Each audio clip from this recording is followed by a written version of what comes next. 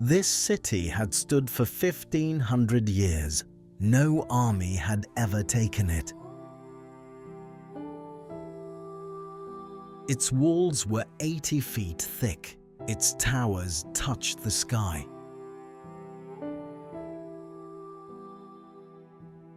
And yet, on this one night, it fell without a single battle.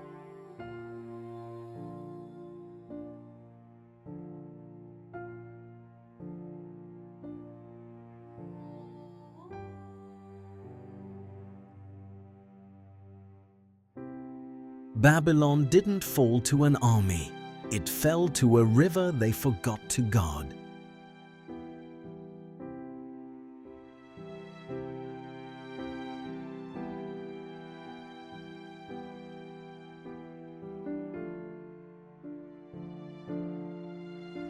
But this is not a story about one night. This is a story 3,000 years long. It begins where humanity itself began, between two rivers on a flat and burning plain. Here, for the first time in human history, someone picked up a reed and wrote. Here, a king built the first empire the world had ever seen.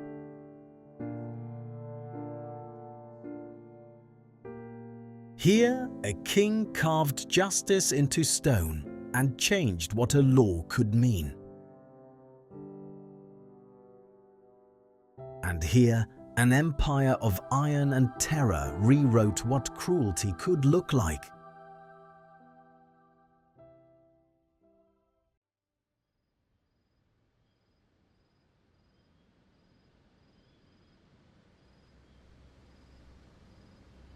Mesopotamia, the land between two rivers, the first civilization, the last empire.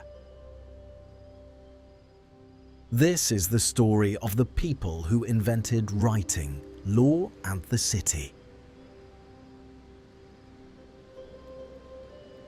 Who built empires so powerful the world still carries their shadow. And who, in the end, left nothing behind but dust and the words pressed into clay.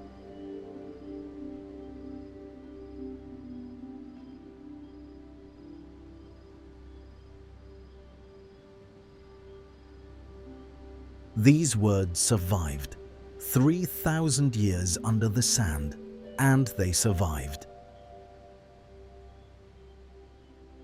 This is Mesopotamia, and this is where the human story truly begins.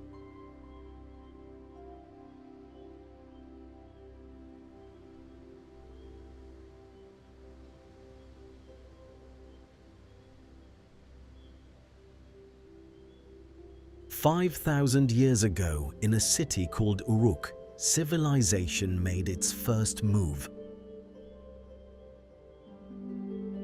A population of 50,000, temples, markets, granaries, and schools.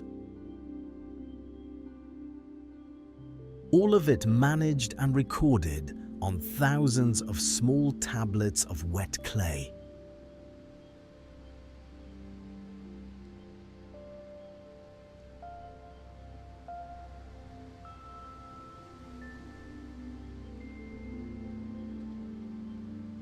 Writing didn't begin as poetry, it began as a receipt for barley.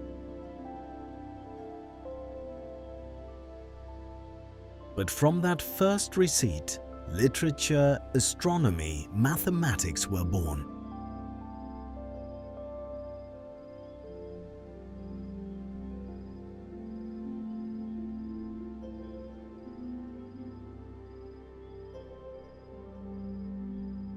They named the planets, they predicted eclipses, they invented the 60-minute hour.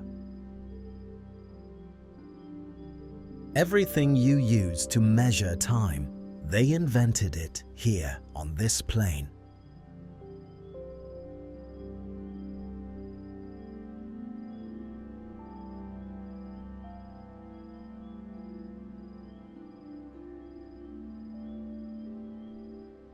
In 3,000 years, Mesopotamia was conquered and reborn 5 times. Each time it fell, something new rose from its dust.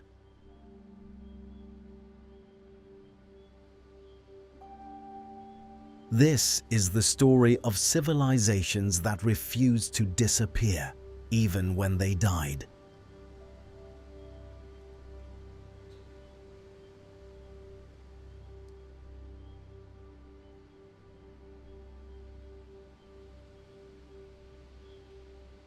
By the end of this video, you will understand why everything we build stands on their foundations. Welcome to Mesopotamia, the cradle that burned and never truly died.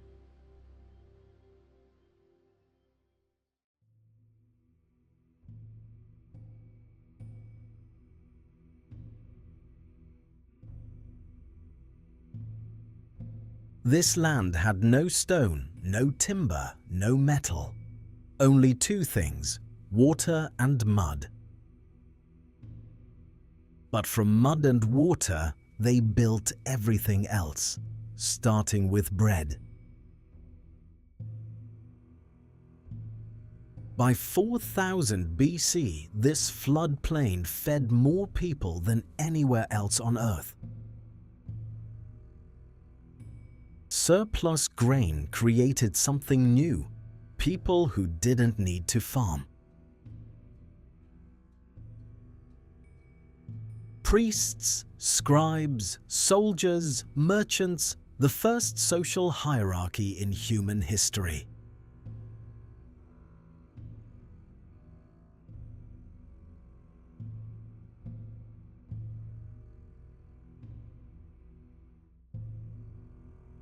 The temple didn't just hold the god, it held the grain, the records, the economy.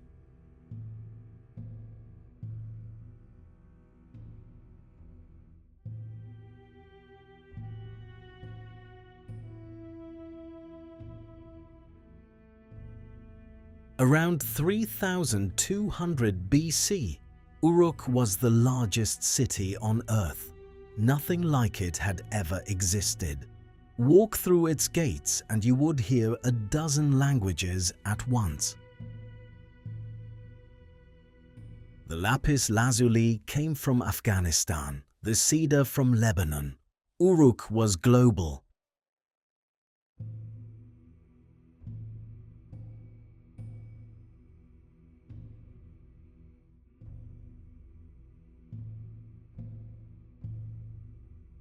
The ziggurat was the mountain they couldn't find, the god's house built from scratch. In Sumer, the gods owned everything. The king merely managed it on their behalf. And to manage a god's estate of 50,000 people, you needed to write things down.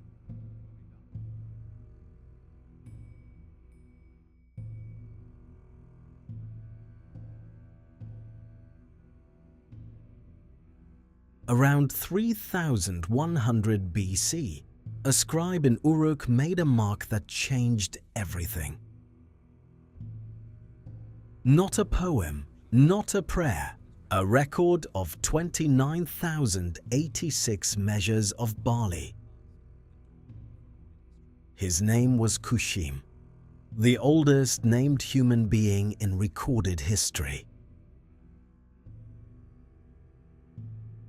An accountant, not a king, not a priest, an accountant immortalized by a grain receipt. By 2500 BC, Sumerian children spent 12 years learning to read and write.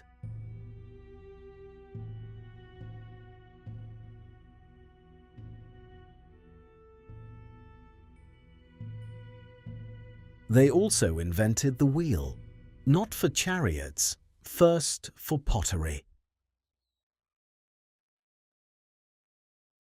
Then for carts, then chariots. The wheel rolled civilization forward.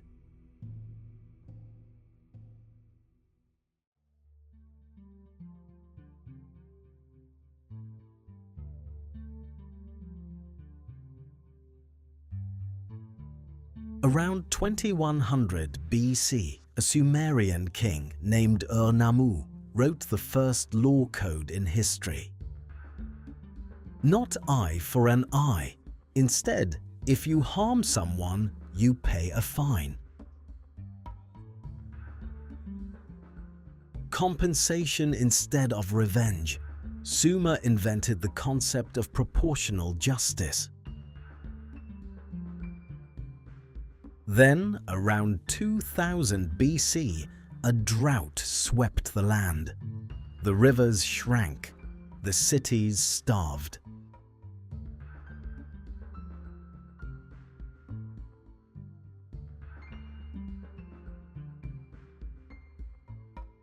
Sumer collapsed, but the language, the writing, the gods, they survived everything.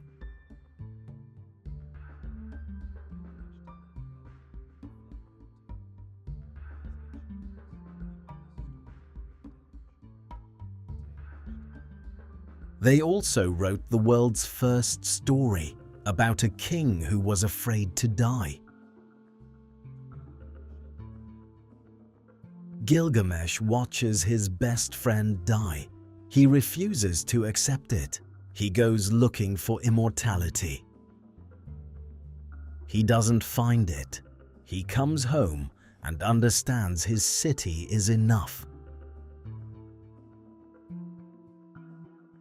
4,000 years before Shakespeare, Sumer already understood what it means to be human.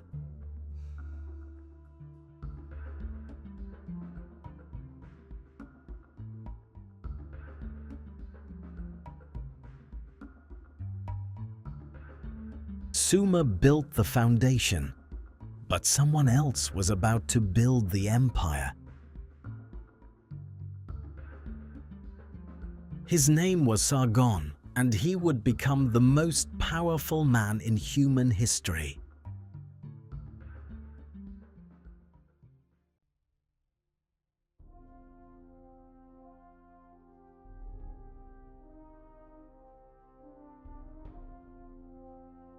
His birth story was the first rags to riches myth in human history. He claimed to be a foundling, a gardener's son, nobody from nowhere. He overthrew his king, then the next king, then the next. He couldn't stop. In 20 years, he conquered every city-state in Mesopotamia. 54 battles, 54 victories.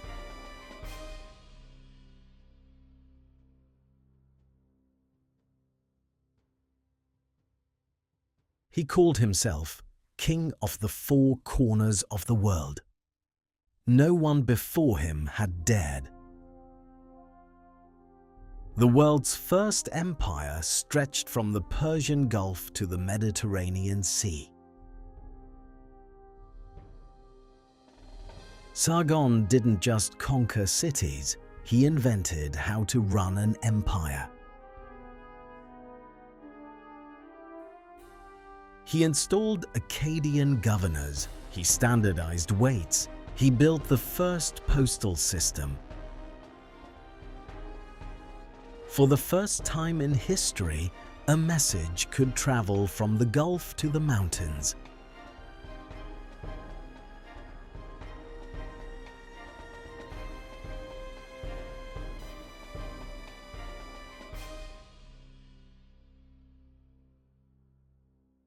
Sargon's daughter Enheduanna wrote the first poems in history signed with a name.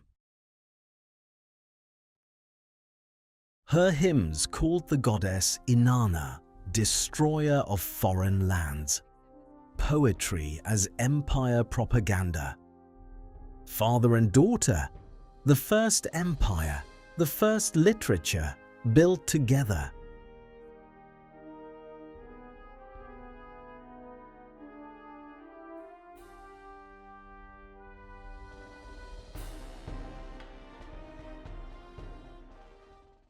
Sargon's grandson, Naram-Sin, pushed the empire further and made one fatal mistake. He declared himself a living god, the first ruler in history to make that claim. He ordered his own name written with the divine star symbol, a god among men.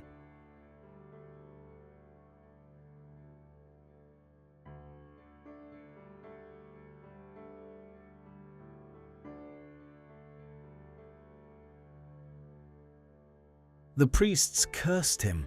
The tablet said, "He attacked Nippur. The gods abandoned him." Then the rains failed, the grain rotted, the empire began to fracture at every edge. The Gutians came down from the mountains. The empire collapsed in a single generation.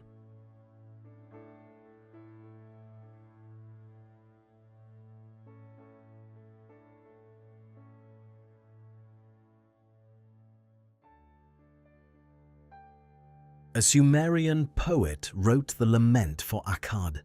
It survives, the city does not. The location of Akkad itself, Sargon's capital, has never been found. The most powerful man in history built his capital, and the earth swallowed it whole.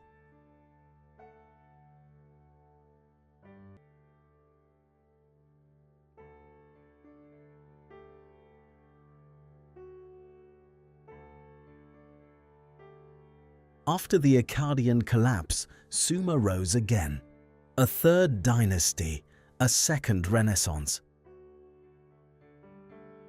This was the pattern of Mesopotamia: empire, collapse, and resurrection.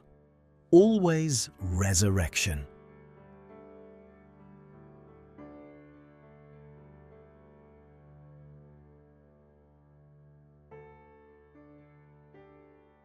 From the rubble of Akkad, a new people called the Amorites moved south. They built a city. They called it Bab-Ilu, the gate of God. We call it Babylon.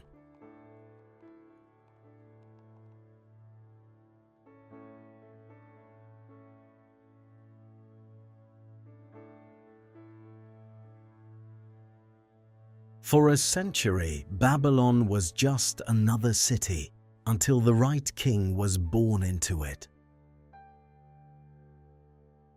In 1792 BC, Hammurabi became king of a city. He would die king of the world.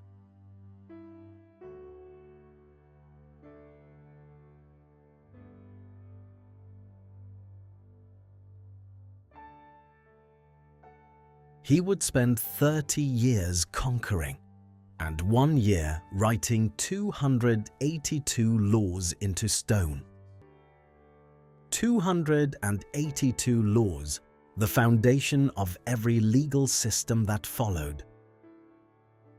Every law you live under today carries the DNA of what Hammurabi wrote in 1754 BC.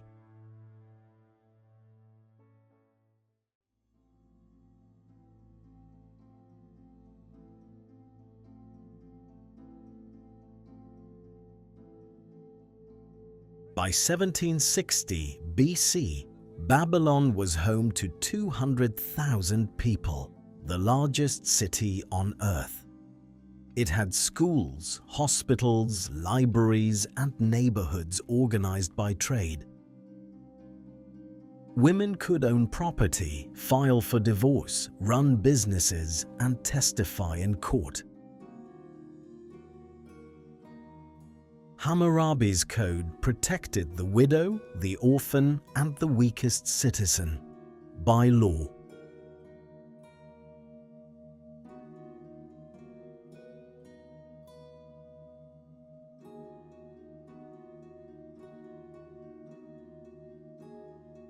Hammurabi wrote it clearly: so the strong cannot oppress the weak.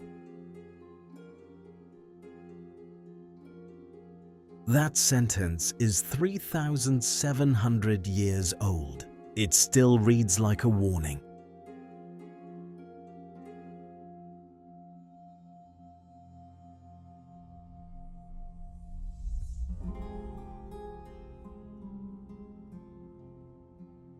Hammurabi spent his first 20 years in diplomacy, alliances, letters, patience.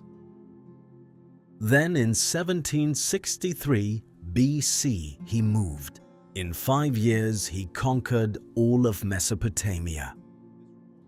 His letters survive. He micromanaged everything: canals, tax fraud, corrupt judges. One letter reads, "Build the canal, do it now. This is not a request."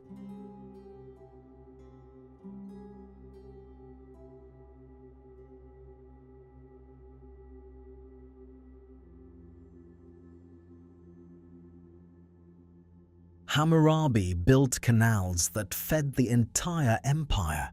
He called one "Hammurabi is abundance."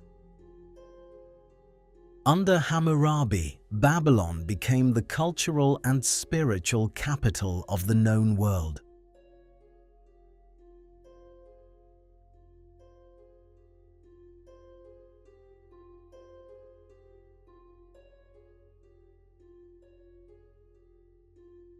Law 229. If a builder's house collapses and kills the owner, the builder is executed. Law 48. If a farmer's crops fail because of flood, he pays no debt that year. Eye for an eye, but your social class determined which eye.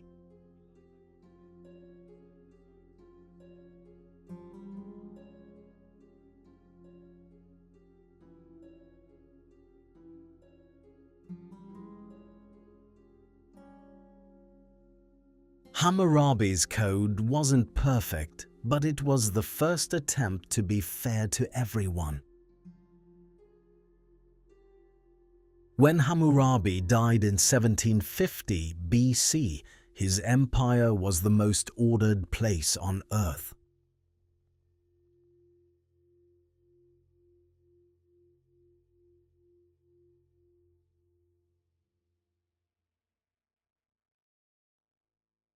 His successors were weaker. The empire shrank. The neighbors grew bold. Then, in 1595 BC, something impossible happened. The Hittites came from the north. They sacked Babylon in days. They took the statue of Marduk.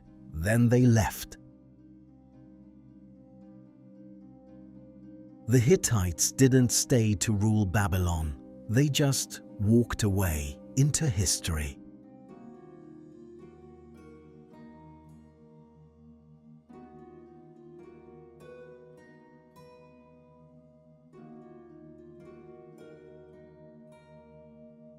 The Kassites filled the vacuum.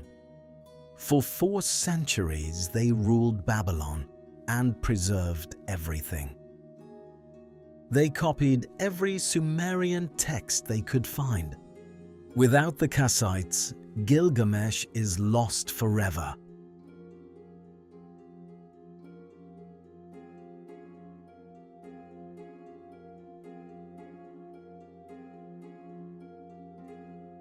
But to the north, a power had been watching Babylon for centuries, waiting. Assyria, a kingdom built not on law or poetry, but on the science of making men afraid. They were the first army in history to use iron weapons systematically, and they knew it.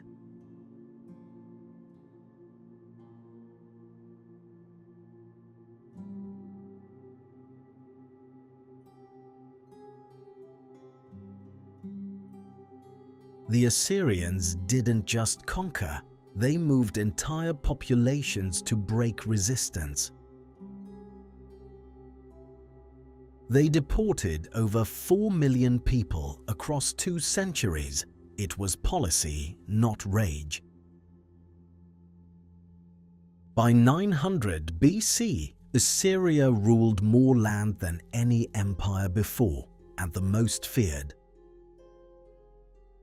Their king Ashurnasirpal built a palace and invited 70,000 guests to celebrate it.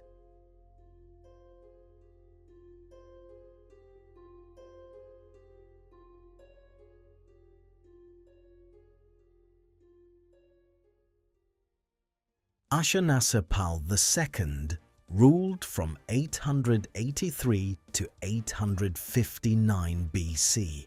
He was the architect of Assyrian terror. He recorded his methods himself. "I flayed them and draped their skins on the city wall." These were not outbursts of rage. They were calculated communications to the next city. Reputation was a weapon. Ashurnasirpal used it better than his spears.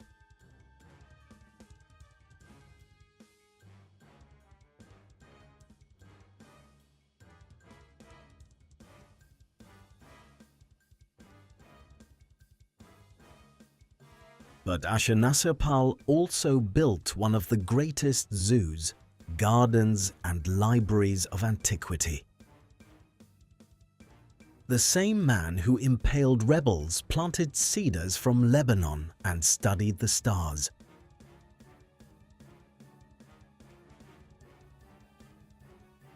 In 701 BC, Sennacherib besieged Jerusalem. The Bible records it. So do the Assyrian annals.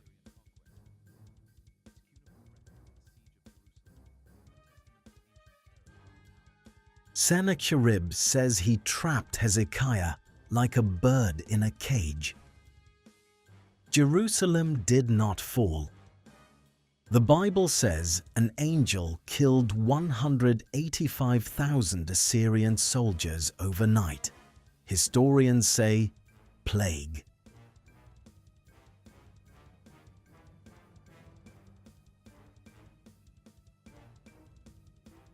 In 689 BC, Sennacherib destroyed Babylon.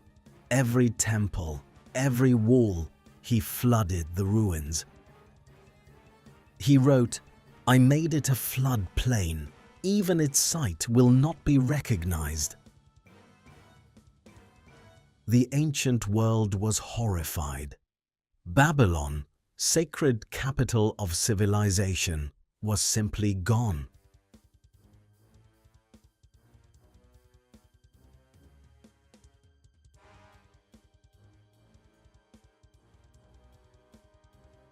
Sennacherib's son Esarhaddon rebuilt Babylon to wash away his father's shame. Then came Ashurbanipal, the last great Assyrian king and the most complex. He personally read Sumerian. He collected 30,000 tablets into the first true library.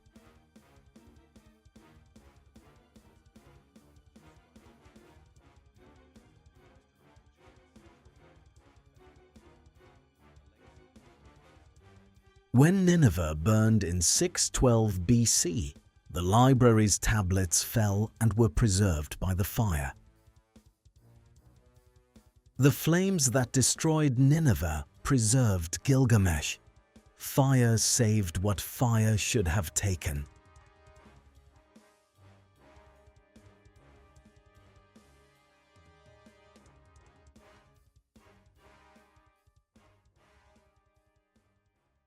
Ashurbanipal died around 627 BC. Within 15 years, his empire was gone. The Medes from the north and Babylonians from the south formed a single alliance against Assyria. Every people Assyria had ever terrorized joined the coalition. The empire had no friends left.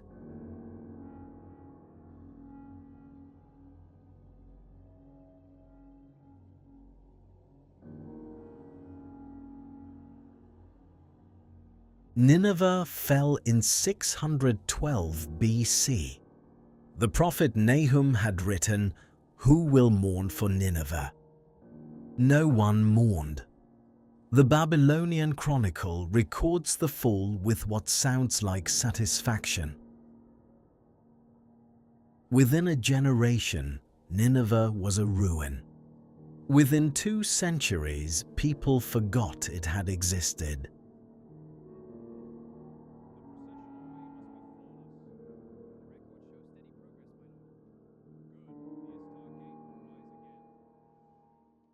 Babylon was free, and Nabopolassar's son was about to make it the wonder of the world. Nebuchadnezzar II ruled for 43 years. He rebuilt Babylon into the greatest city ever built.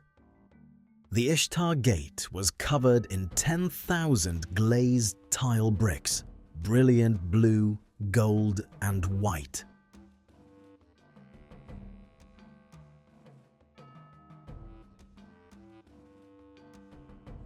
He destroyed Jerusalem. He exiled the Jews to Babylon. He changed their history permanently.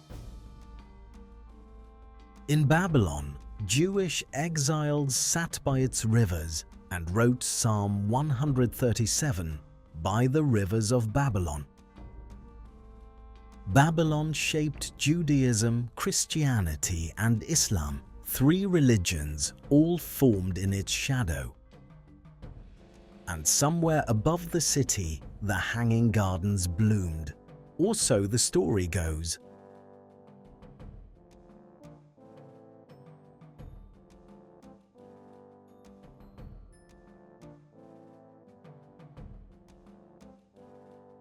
Nebuchadnezzar ruled for 43 years. His inscriptions say one thing above all else: build. He personally supervised construction. His clay cylinders record every brick and canal. Under him, Babylon received an outer wall large enough to contain all of modern London.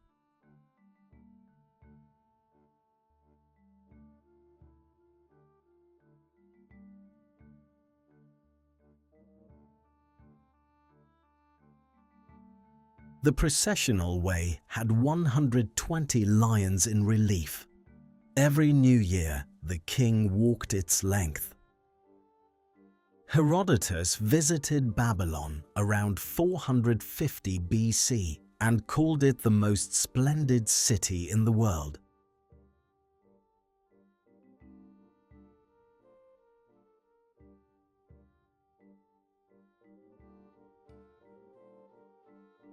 The Ziggurat et Emenanki rose 90 meters above Babylon.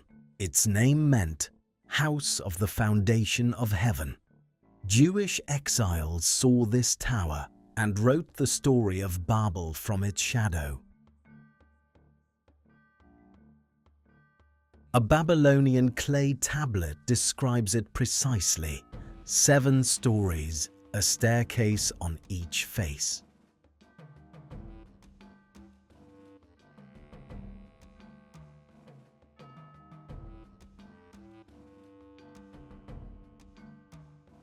From the ziggurat's top, Babylonian astronomers mapped every planet for centuries. Their data is still used. They predicted a solar eclipse 1,000 years before Ptolemy, with clay tablets and naked eyes.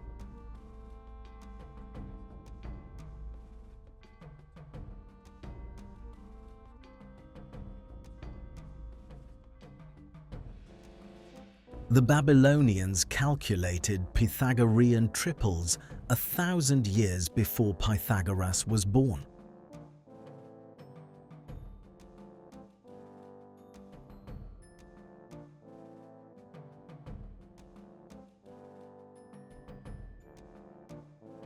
The Hanging Gardens were listed as one of the 7 wonders, but no Babylonian text mentions them. Not one Babylonian tablet mentions them. Greek writers described them 3 centuries later. One theory: the gardens were in Nineveh, built by Sennacherib, misattributed to Babylon by Greeks.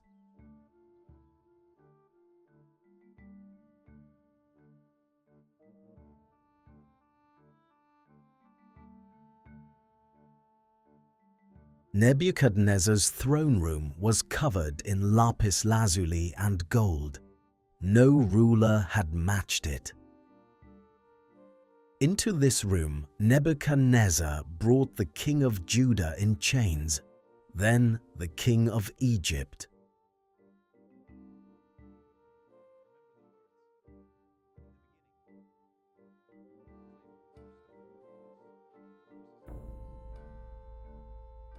The Bible says Nebuchadnezzar went mad and ate grass for 7 years like an animal.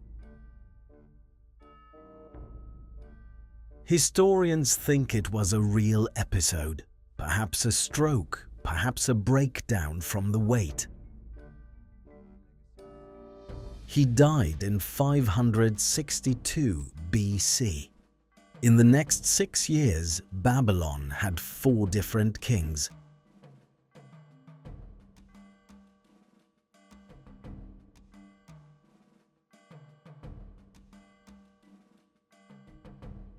Nabonidus, last king of Babylon, abandoned his city for 10 years to worship the wrong god.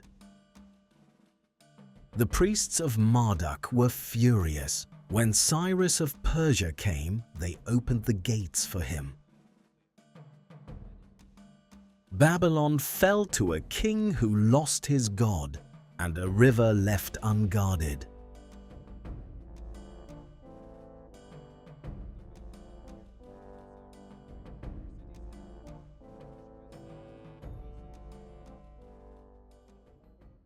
Cyrus issued the Cyrus Cylinder, the first declaration of human rights in recorded history. It freed the Jews from Babylon. It returned stolen gods to their cities. It ended forced labor. The United Nations keeps a replica of the cylinder. Babylon's last act echoes in New York.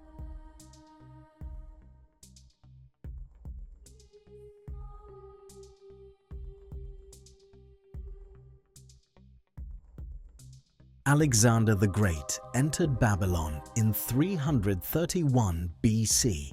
He declared it his capital. Then he died there. He planned to rebuild the ziggurat. He died in Nebuchadnezzar's palace at 32.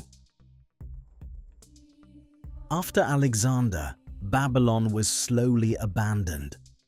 By 100 AD, only a few scholars lived in its ruins. The last cuneiform tablet is from 75 AD.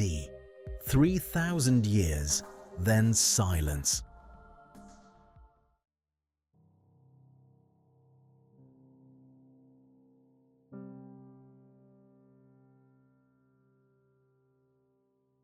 Today, the site of Babylon is low mounds near a town called Al-Hila, Iraq. In the 1980s, Saddam Hussein rebuilt parts of it and stamped his name on every brick. Nebuchadnezzar stamped his name on every brick too. Tyrants recognize each other across millennia. The site survived Cyrus, Alexander, and 2 millennia. A helicopter pad nearly finished the job.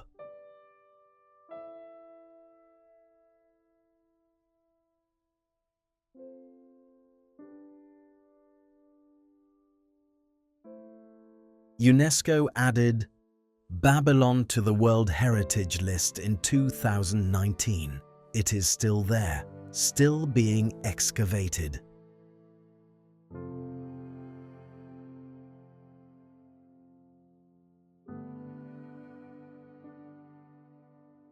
Let's stop here before the closing and take inventory of what they actually left us. Writing. They gave us writing. Every book ever written descends from a reed pressed into clay. Law. The idea that rules should be written, public and the same for everyone. The city. The idea that strangers can live together, cooperate, and build something larger than a village.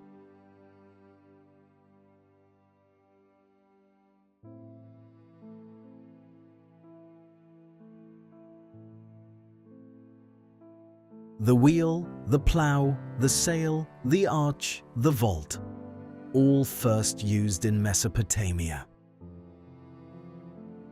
Time itself, the 60-minute hour, the 24-hour day, the 360-degree circle, all Babylonian.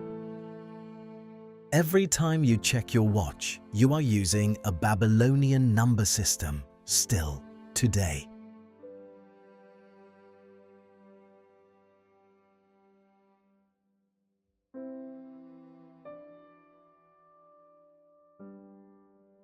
Medicine.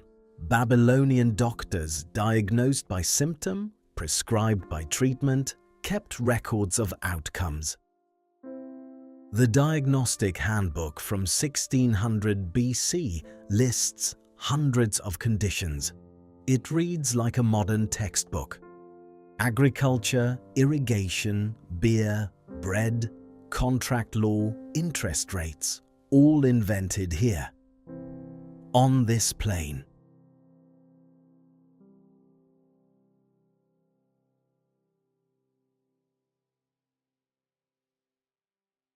Greek philosophy borrowed Babylonian astronomy. The zodiac is Babylonian. Horoscopes are Babylonian. The flood story in Genesis was written while Jews were in Babylon. They had read Gilgamesh.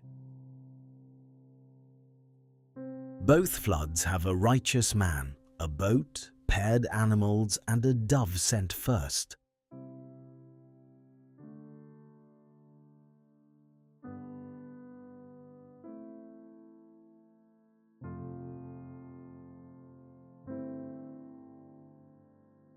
Baghdad was built on Mesopotamian soil. The Islamic Golden Age stood on Sumerian foundations. Every civilization that came after Mesopotamia built on something it had already invented.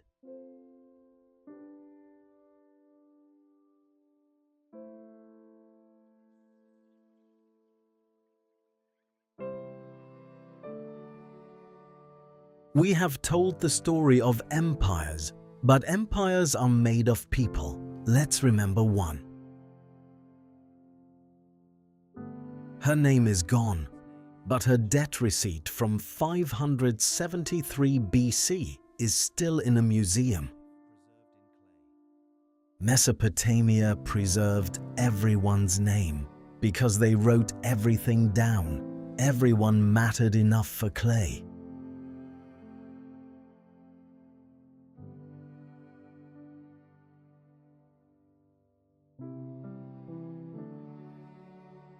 "3,000 years of civilization, dozens of empires, millions of lives, one plain, two rivers." Cradles don't disappear, they become everything that is born from them.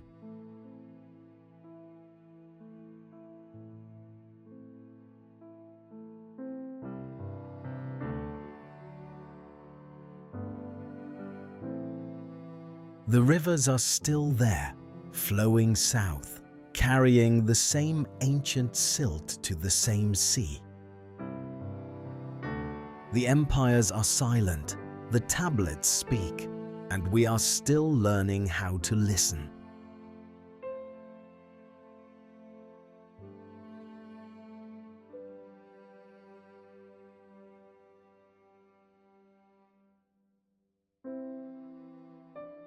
Gilgamesh ends. Touch the walls of Uruk. This is what survives. He was right. The walls are still there, in Iraq, between the rivers, waiting for someone to touch them.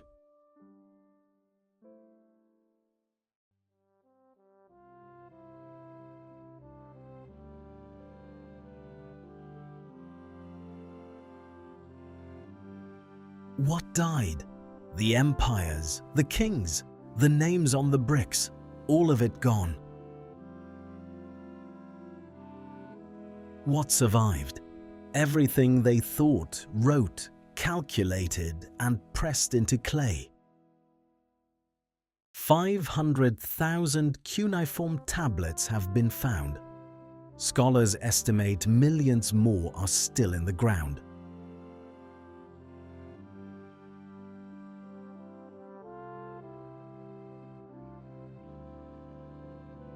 Beneath Iraqi farms today lie palaces, temples, and libraries no one has opened yet.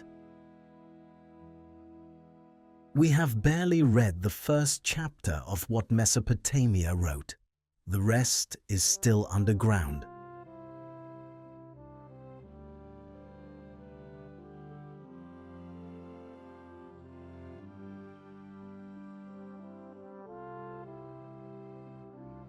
The Babylonians named the stars we still navigate by. Their sky is our sky. Your laws descend from Hammurabi. Your flood story comes from Gilgamesh. The next time you look at a clock, remember, you are counting in Babylonian numbers.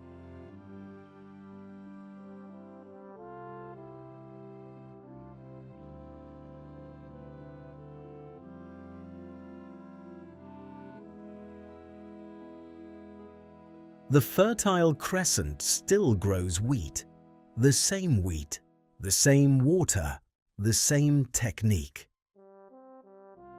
They didn't know they were building the foundation of everything. They were just solving problems. A flood, too much grain to remember, a dispute over water rights. That's how civilization was born.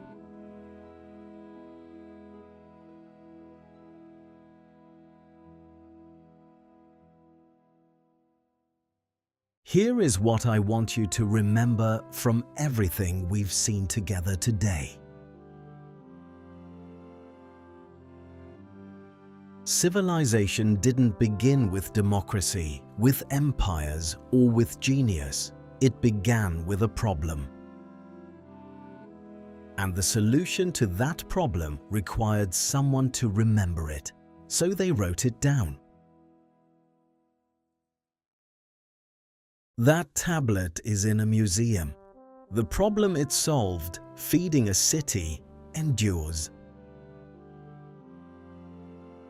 Every time a grandfather points at a star and names it, that name came from Babylon.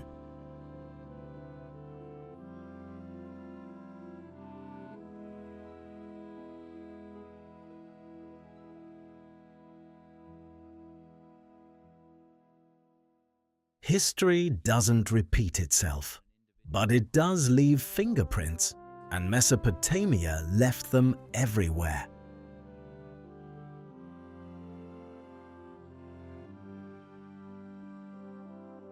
When Sumer fell, Akkad remembered it. When Akkad fell, Babylon rebuilt on its ruins. When Babylon fell, Persia preserved it. When Persia fell, Greece studied it. The knowledge never died.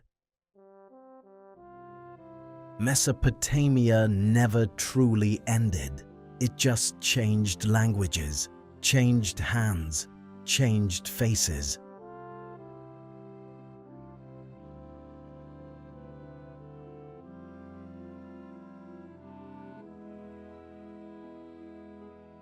The people of Iraq are the descendants of the people who built the first city. When you hear Iraq, you are hearing the name of the oldest civilization on Earth.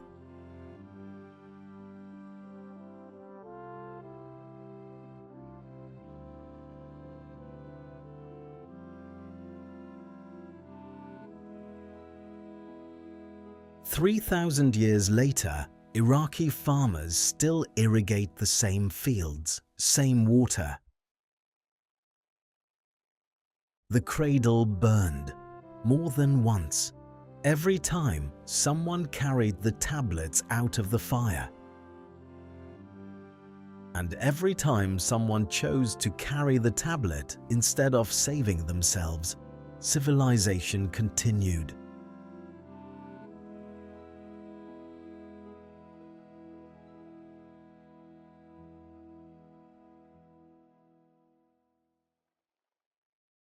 Mesopotamia is gone, and it is everywhere, in your laws, your hours, your stories, your stars. The rivers are still there, the tablets are still being read, the story is not finished. They called this land Mesopotamia, the land between two rivers. We call it the beginning. The rivers are still there, the cities are gone, but everything they invented, you use it.